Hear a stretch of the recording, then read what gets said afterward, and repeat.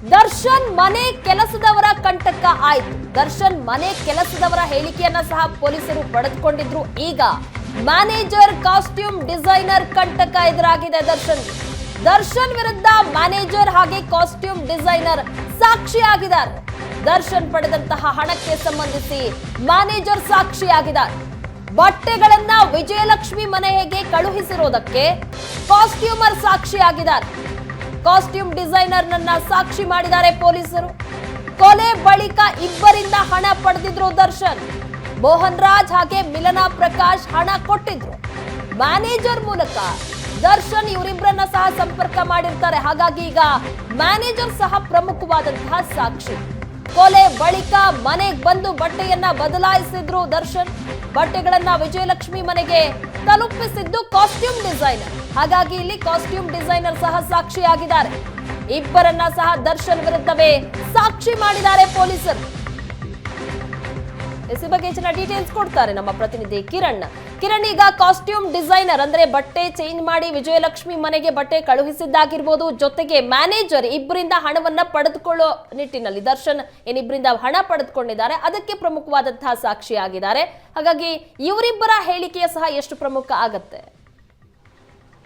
ಖಂಡಿತ ಪ್ರಗತಿ. ಏನು ಕಾಮಾಕ್ಷಿಪಾಳ್ಯ ಪೊಲೀಸು ಸಾಕಷ್ಟು ನೀಟಾಗಿ ಇನ್ವೆಸ್ಟಿಗೇಷನ್ ಮಾಡ್ತಾ ಇರ್ತಕ್ಕಂಥದ್ದು. ಅದರಲ್ಲಿ ಮುಖ್ಯವಾಗಿ ಏನ್ ಕಾಸ್ಟ್ಯೂಮ್ ಡಿಸೈನರ್ ಆಗಿರ್ಬೋದು, ದರ್ಶನ್ ಕಾಸ್ಟ್ಯೂಮ್ ಡಿಸೈನರು, ಮ್ಯಾನೇಜರ್ ಏನಿದ್ದಾರೆ ಇವರು ಕೂಡ ಪ್ರಮುಖ ಪಾತ್ರ ವಹಿಸಿರ್ತಕ್ಕಂಥದ್ದು. ಹೀಗಾಗಿ ಅವರನ್ನು ಸಹ ಸಾಕ್ಷಿಗಳನ್ನಾಗಿ ಮಾಡ್ಕೊಂಡಿದ್ದಾರೆ.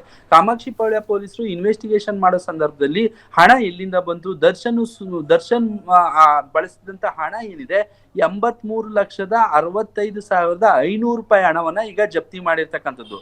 ಪೊಲೀಸರು ನ್ಯಾಯಾಲಯಕ್ಕೆ ಕೊಟ್ಟಿರ್ತಕ್ಕಂಥ ರಿಮ್ಯಾಂಡ್ ಅಪ್ಲಿಕೇಶನ್ ಅಲ್ಲೂ ಸಹ ಈ ಮಾಹಿತಿಯನ್ನ ತಿಳಿಸಿದ್ದಾರೆ. ಅದರಲ್ಲಿ ಮ್ಯಾನೇಜರ್ ಮೂಲಕ ಮಿಲನಾ ಪ್ರಕಾಶ್ ಮತ್ತೆ ಮೋಹನ್ ರಾಜ್ ಇವರಿಬ್ಬರಿಂದಲೂ ಸಹ ಹಣ ಪಡೆದಿರ್ತಾರೆ. ದರ್ಶನ್ ಮ್ಯಾನೇಜರ್ ಏನಿದ್ದಾರೆ ಇವರಿಬ್ಬರನ್ನ ಸಂಪರ್ಕಿಸಿ ಹಣದ ವ್ಯವಸ್ಥೆಯನ್ನ ಮಾಡ್ತಾರೆ. ಮೊದಲಿಗೆ 30 ಲಕ್ಷ ಹಣವನ್ನ ಕೊಟ್ಟು ಆರೋಪಿಗಳು ಸರೆಂಡರ್ ಆಗೋದಕ್ಕೆ ಪ್ರಯತ್ನ ಪಟ್ಟಿದ್ರು. ಇನ್ನೊಂದು ಉಳಿದಂತೆ 40 ಲಕ್ಷ ಹಣವನ್ನ ಮೋಹನ್ ರಾಜ್ ಇಂದ ಸಾಲ ಪಡೆದಿದ್ದೆ ಅಂತ ಹೇಳಿ ದರ್ಶನ್ ಹೇಳಿಕೆ ಕೊಡ್ತಾರೆ. ಹಾಗಾಗಿ ದರ್ಶನ್ ಮ್ಯಾನೇಜರ್ ಮೂಲಕ ಮೋಹನ್ ರಾಜ್ ಅನ್ನ ಸಂಪರ್ಕಿಸಿದ್ರು ಅನ್ನೋ ಮಾಹಿತಿ ಇರುತ್ತೆ. ಹೀಗಾಗಿ ಮೋಹನ್ ರಾಜ್ ಎಲ್ಲಿಂದ ಹಣ ಬಂತು ಅವರನ್ನು ಸಹ ವಿಚಾರಣೆ ಮಾಡ್ತಾರೆ. ಈ ನಡುವೆ ದರ್ಶನ್ ಮ್ಯಾನೇಜರ್ ಅನ್ನ ಸಹ ಪೊಲೀಸ್ ಠಾಣೆಗೆ ಕರೆಸಿ ಹೇಳಿಕೆಯನ್ನ ತೆಗೆದುಕೊಂಡಿರ್ತಕ್ಕಂಥದ್ದು. ಮತ್ತೆ 164 ಅಡಿ ನ್ಯಾಯಾಲಯಕ್ಕೆ ಹಾಜರುಪಡಿಸಿ ಅವರ ಹೇಳಿಕೆಯನ್ನು ತೆಗೆದುಕೊಂಡಿದ್ದಾರೆ. ಏನಕ್ಕೆ ಹಣ ತರಿಸ್ಕೊಂಡ್ರಿ, ನಿಮ್ಮ ದರ್ಶನ್ ಏನ್ ಹೇಳಿದ್ರು, ಏನಕ್ಕೆ ಹಣ ಬೇಕು ಅಂತ ಹೇಳಿದ್ರು ಅನ್ನೋದ್ರ ಬಗ್ಗೆನೂ ಸಹ ದರ್ಶನ್ ಮ್ಯಾನೇಜರ್ ಇಂದ ಮಾಹಿತಿ ಕಲೆ ಹಾಕಿದ್ದಾರೆ. ಇನ್ನು ಕೊಲೆಯಾದ ನಂತರ ದರ್ಶನ್ ಮನೆಗೆ ಹೋಗ್ತಾರೆ, ಆ ಬಟ್ಟೆಯನ್ನ ಚೇಂಜ್ ಮಾಡ್ತಾರೆ. ಬಟ್ಟೆಯನ್ನ ಚೇಂಜ್ ಮಾಡಿದ ನಂತರ ಆ ಬಟ್ಟೆಯನ್ನ ಕಾಸ್ಟ್ಯೂಮ್ ಡಿಸೈನರ್ ತೆಗೆದುಕೊಂಡೋಗಿ ವಿಜಯಲಕ್ಷ್ಮಿಯ ಮನೆ ಏನು ಚನ್ನಮ್ಮನಕೆರೆ ಅಚ್ಚುಕಟ್ಟು ಬಳಿ ಇರ್ತಕ್ಕಂಥ ಅಪಾರ್ಟ್ಮೆಂಟ್ಗೆ ತೆಗೆದುಕೊಂಡೋಗಿ ಕಾಸ್ಟ್ಯೂಮ್ ಡಿಸೈನರ್ ಅಲ್ಲಿ ಬಟ್ಟೆಯನ್ನ ಇಟ್ಟಿರ್ತಾನೆ. ಆ ಕಾಸ್ಟ್ಯೂಮ್ ಡಿಸೈನರ್ ಏನಕ್ಕೆ ತೆಗೆದುಕೊಂಡೋದ, ಏನು ಸಾಕ್ಷಿ ನಾಶ ಮಾಡೋದಕ್ಕೆ ಪ್ರಯತ್ನ ಪಟ್ಟ ಅನ್ನೋದ್ರ ಬಗ್ಗೆನೂ ಸಹ ಮಾಹಿತಿ ತೀವ್ರವಾಗಿ ವಿಚಾರಣೆ ಮಾಡ್ತಾರೆ. ಆ ಸಂದರ್ಭದಲ್ಲಿ ಆತ ಹೇಳಿಕೆ ಕೊಟ್ಟಿರ್ತಕ್ಕಂಥದ್ದು, ಕಾಸ್ಟ್ಯೂಮ್ ಡಿಸೈನರ್ ನನ್ನ ಮನೆಯಲ್ಲಿ ಬಂದು ಬಟ್ಟೆಯನ್ನ ಚೇಂಜ್ ಮಾಡ್ತಾರೆ, ಆ ಬಟ್ಟೆಯನ್ನ ನಾನೇ ತೆಗೆದುಕೊಂಡೋಗಿ ವಿಜಯಲಕ್ಷ್ಮಿ ಮನೆಯಲ್ಲಿ ಇಟ್ಟಿದ್ದೆ ಅಂತ ಹೇಳಿ ಆತ ಕೂಡ ಸಾಕ್ಷಿಯನ್ನ ನುಡಿದಿರ್ತಕ್ಕಂಥದ್ದು. ಹೀಗಾಗಿ ದರ್ಶನ್ಗೆ ಇದೊಂದು ಕಂಟಕ ಆಗುತ್ತೆ, ಸಾಕಷ್ಟು ಸಂಕಷ್ಟ ಎದುರಾಗುತ್ತೆ. ಸಾಕ್ಷಿಗಳೇನಿದ್ರೆ ಎಲ್ಲಾ ರೀತಿಯ ಸಾಕ್ಷಿಗಳು ಇರ್ತಕ್ಕಂಥದ್ದು. ಹೀಗಾಗಿ ಎಲ್ಲೋ ಒಂದ್ ಕಡೆ ಈ ರೇಣುಕಾಸ್ವಾಮಿ ಕೊಲೆ ಪ್ರಕರಣದಿಂದ ದರ್ಶನ್ ಬಚಾವ್ ಆಗೋದಕ್ಕೆ ಸಾಧ್ಯ ಇಲ್ಲ.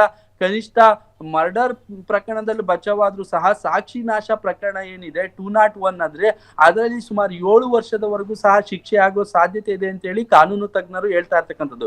ಹೀಗಾಗಿ ಎಲ್ಲಾ ಕಡೆಯಿಂದಲೂ ಸಹ ಸಾಕ್ಷಿಗಳನ್ನ ಕಲೆ ಹಾಕುವಲ್ಲಿ ಕಾಮಾಕ್ಷಿಪಾಳ್ಯ ಪೊಲೀಸರು ಯಶಸ್ವಿಯಾಗಿದ್ದಾರೆ. ಕಾಸ್ಟ್ಯೂಮ್ ಡಿಸೈನರು, ಮನೆ ಕೆಲಸದವರು, ಮ್ಯಾನೇಜರು, ದರ್ಶನ್ ಆಪ್ತರು, ಸ್ನೇಹಿತರು ಎಲ್ಲಾ ಕಡೆಯಿಂದಲೂ ಸಹ ಸಾಕ್ಷಿಗಳನ್ನ ಕಲೆ ಹಾಕಿ ಒಂದು ಸ್ಟ್ರಾಂಗ್ ಚಾರ್ಜ್ ಶೀಟ್ ಅನ್ನ ಮಾಡೋದಕ್ಕೂ ಸಹ ಕಾಮಾಕ್ಷಿಪಾಳ್ಯ ಪೊಲೀಸರು ಮುಂದಾಗಿರ್ತಕ್ಕಂಥದ್ದು. ಪ್ರಗತಿ ಕಿರಣ್ ಹಾಗೆ ಸಂಪರ್ಕದಲ್ಲಿದೆ ಮತ್ತಷ್ಟು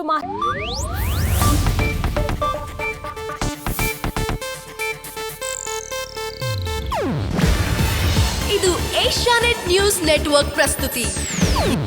ನೀವು ನೋಡ್ತಿದ್ದೀರಾ ಏಷ್ಯಾನೆಟ್ ಸುವರ್ಣ ನ್ಯೂಸ್.